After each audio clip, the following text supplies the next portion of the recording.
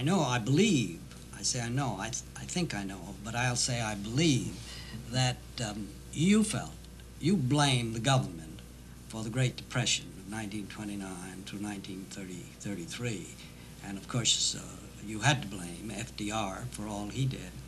But most people feel that he saved this free economy of ours. Given the catastrophe of the Great Depression, there's no doubt in my mind that emergency government measures were necessary. The government had made a mess. Not FDR's government, it was government that preceded him, although it was mainly the Federal Reserve System, which really wasn't subject to election. But once FDR came in, he did two very different kinds of things. Well, had the government made a mess by what it did, or but by what it didn't do? By what it did, by its monetary policies, which forced and produced a sharp decline in the total quantity of money. It was a mismanagement of the monetary apparatus. If there had been no Federal Reserve System, in my opinion, there would not have been a Great Depression at that time. But given that the Depression had occurred, and it was a catastrophe of an almost unimaginable kind, I do not fault at all. Indeed, on the contrary, I commend Roosevelt for some of the emergency measures he took. They obviously weren't of the best, but they were emergency measures, and you had an emergency and you had to deal with them. And the emergency measures such as relief programs, even the WPA, which was a make-work program, these served a very important function. He also served a very important function by giving people confidence in themselves. His great speech about the only thing we have to fear is fear itself was certainly a very important element in restoring confidence to the public at large. But he went much beyond that. He also started to change, under public pressure, the kind of government system we had. If you go beyond the emergency measures to what he regarded as the reform measures, things like NRA and AAA, which were declared unconstitutional, but then from there on to the Social Security system, to the... All right, well, take the Social Security system for a minute. The people wanted that. They wanted that protection. They were frightened. They wanted welfare. Not at all. Well, you said pressure. Pressure from whom? Pressure from people who were expressing what they thought the public ought to have. There was no widespread public demand for Social Security programs.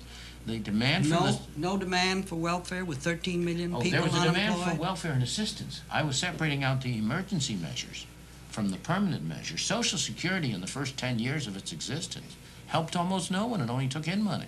Very few people qualified for benefits. It wasn't an emergency measure. It was a long-term measure.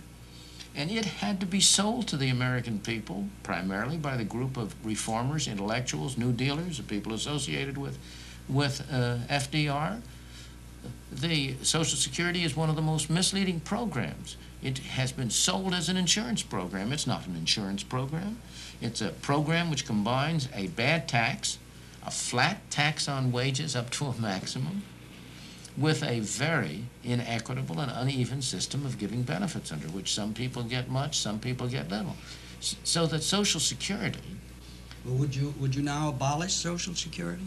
I would not go back on any of the commitments that the government has made, but I would certainly reform Social Security in a way that would end in its ultimate elimination. Well, you're not afraid, then, of the free market under any circumstances, where cooperation, which you find necessary or which you believe always comes, fails to come, where competition becomes so fierce and becomes very frequently corrupt, and where it becomes stupid. Take, for example, what's happening in today's market, the conglomerates, which have been seizing up all sorts of...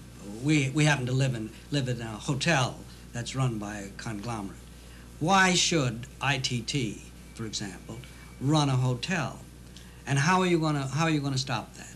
Well, first place, once again... Without government, without some government intervention. It's government measures that have promoted the conglomerates. The major reason we have conglomerates is because they are a very effective way to get around a whole batch of tax legislation. Let me ask a different question. Who is more affected by government regulations, by government controls? I thought I was supposed to ask the questions. But I was warned that you might turn these on me. But tell me, who's more affected? The big fella, who can deal with it, who can have a separate department to handle the red tape, or the poor fella Well, the big fella can always take care of himself under any system. Right. And therefore, you want a system which gives the big fellow the least advantage. And the system under which he can get government to help him out gives him the most advantage, not the least. You say, am I afraid of greed, of lack of cooperation? Of course. But we always have to compare the real with the real. What are the real alternatives? And if we look at the record of history, if we go back to the 19th century, which everybody always points to as the era of the robber baron who strode around the land and ground the poor under his heel, what do we find? The greatest outpouring of voluntary charitable activity in the history of the world. This University of Chicago is an example. It was founded by contributions by John D. Rockefeller and other people. The colleges and universities throughout the Midwest. If you go back and ask when was the Red Cross founded, when was the Salvation Army founded, when were the Boy Scouts founded, you'll discover all of that came during the 19th century in the era of unregulated, rapacious capitalism. Milton, I'd like to go back for a minute to the question of conglomerates. Granted that what you say, that the government policies, concentration of central government, if you will, or whatever you want to call it, are responsible for the growth of conglomerates. What should you do about them now? No should doubt. government try to undo them? Or should anybody try to undo them? No. Or should you just let them fail? What would you do? You should let them fail, of course. I am strongly opposed to government bailing any of them out. You should let them fail. The best things you can do, in my opinion, are first to have complete free trade, so you can have conglomerates in other countries compete with conglomerates in this country. We may have only 2 or 3 automobile companies, but there's Toyota, there's Volkswagen.